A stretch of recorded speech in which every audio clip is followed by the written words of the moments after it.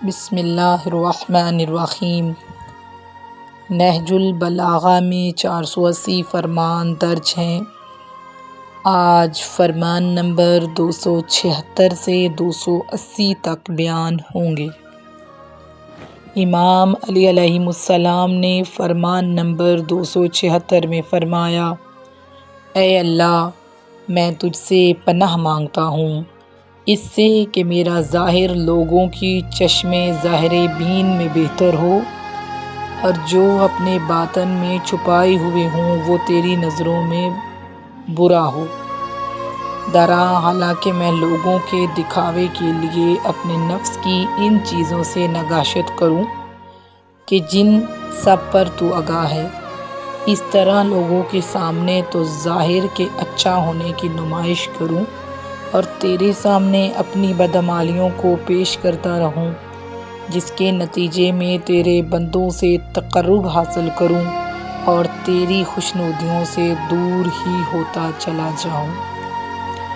پھر آپ علیہ السلام نے فرمان نمبر 277 میں فرمایا: کسی موقع پر قسم کھاتے ہوئے ارشاد فرمایا: اس ذات کی قسم جس کی بدولت ہم نے ایسی شب تار کے باقی ماندہ حصے کو بسر کر دیا جس کے چھٹتے ہی روز درخشاں ظاہر ہوگا، ایسا اور ایسا نہیں ہوا۔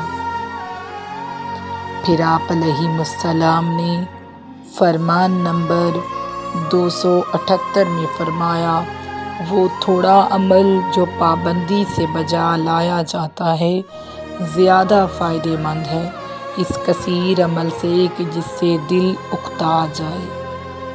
پھر آپ علیہ السلام نے فرمان نمبر 279 میں فرمایا: جب مستحبات فرائض میں صدرا ہوں تو انہیں چھوڑ دو۔